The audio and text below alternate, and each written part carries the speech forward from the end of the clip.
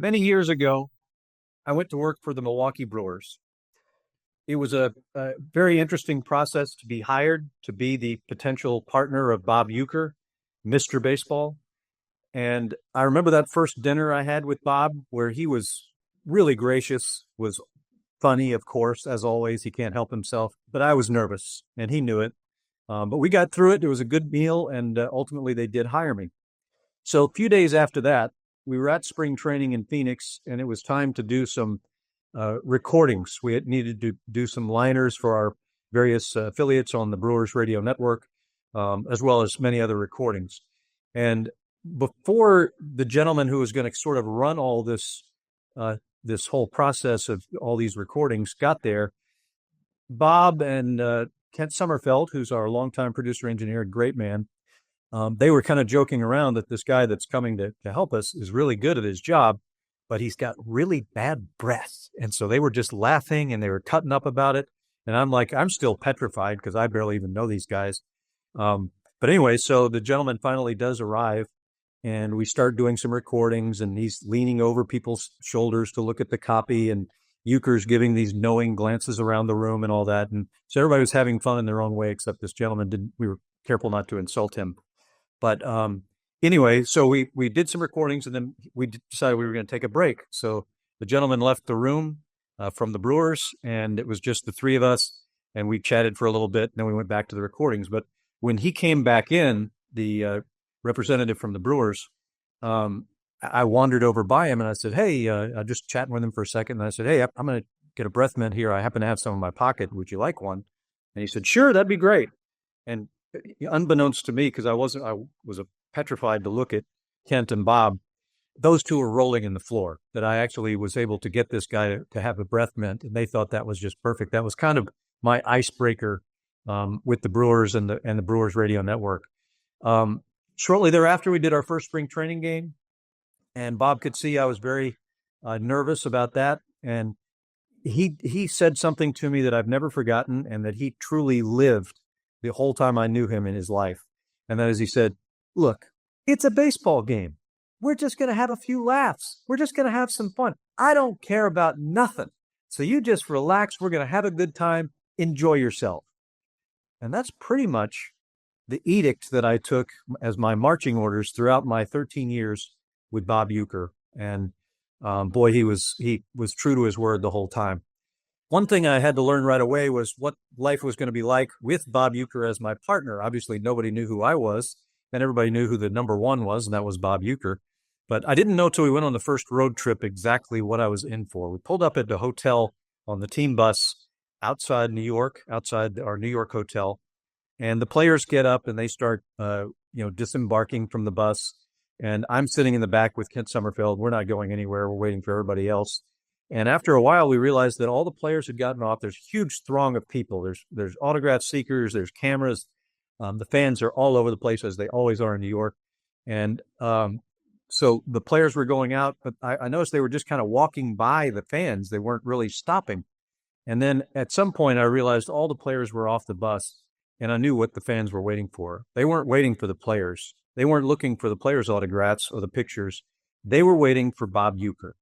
And thus began my education on what it's like to be around someone so good, so talented, and so famous. So a lot of people ask me, why did Bob stay in Milwaukee? Why would you stay in Milwaukee where everybody in the entire state knows you instantly? You can't go to the grocery. You can't fill up your car with gas. We knew other teams had been trying to lure Bob away from the Brewers, thinking the Brewers are paupers and they don't have enough money, and we can certainly outbid them, and we'll get Bob Uecker, George Steinbrenner being a notable example.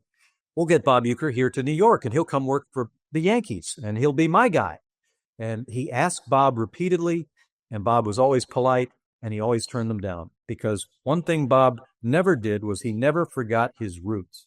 He was born and raised in Milwaukee. He's from a blue-collar background, and in this day and age, people are busy and they're on their phones and they're not paying attention. They're disrespectful. A lot of my friends say, I don't even really like to socialize anymore. You just never know what you're going to be talking to or what you're going to bump into.